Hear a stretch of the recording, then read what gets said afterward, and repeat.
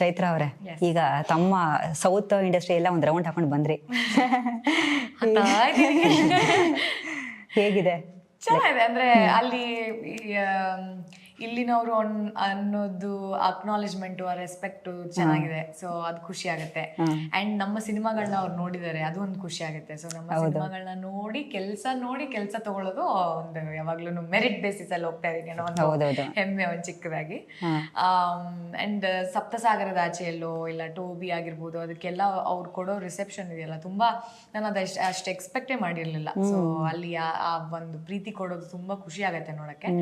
And ಈ differences ಏನಿಲ್ಲ, ಎಲ್ಲ ಕ್ರಿಯೇಟಿವ್ ಪೀಪಲ್, ಜಾಗ ಒಂದು ಬದಲಾಗತ್ತೆ ಅಷ್ಟೇ, ಭಾಷೆ ಒಂದು ಬದಲಾಗುತ್ತೆ, ಜನ ಎಲ್ಲ ಸೇಮ್. ಇವಾಗ ತಮ್ಮ ಒಂದು ಜರ್ನಿ ನೋಡಿದ್ರೆ, ಟೋಬಿ ಆಗಿರ್ಬೋದು, ಬ್ಲಿಂಕ್ ಆಗಿರ್ಬೋದು, SSC ಆಗಿರ್ಬೋದು, ಎಲ್ಲವೂ ವಿಭಿನ್ನವಾದಂತಹ ಒಂದು ಪಾತ್ರಗಳು, ಹೆಂಗೆ ಚೂಸ್ ಮಾಡ್ತೀರಾ ಅಂತ? ಅದೇ ಅದು ವಿಭಿನ್ನ ಅಂತ ಅನ್ಸ್ಬೇಕು. ನಾನು ಆಲ್ರೆಡಿ ಮಾಡಿರೋ ಪಾತ್ರ ಮತ್ತೆ ಬಂದಾಗ ಅಯ್ಯೋ ಸದ್ಯಕ್ಕೆ ತಗೊಳ್ಳಲ್ಲ, ಒಂದಷ್ಟು ವರ್ಷ ಆದ್ಮೇಲೆ ಮೋಸ್ಟ್ಲಿ ರಿಪೀಟ್ ಮಾಡಿದ್ರಾಯ್ತು, ಬಟ್ ಇವಾಗ ಸದ್ಯಕ್ಕಂತೂ ತಗೊಳ್ಳಲ್ಲ ಅಂತ.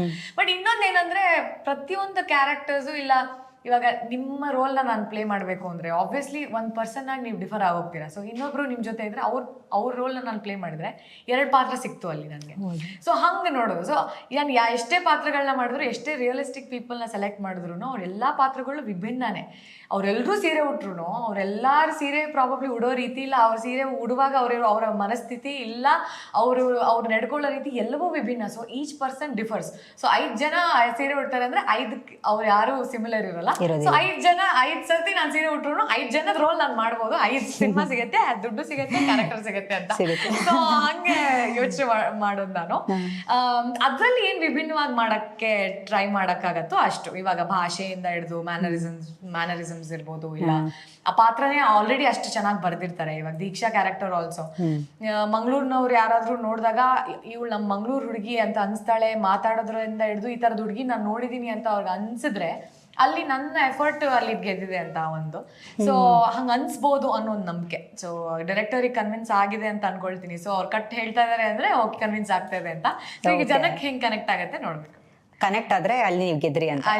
ಸೊ ಹಂಗೆ ವಿಭಿನ್ನವಾಗಿ ಸೆಲೆಕ್ಟ್ ಮಾಡ್ಕೊಂತ ಹೋಗೋದು.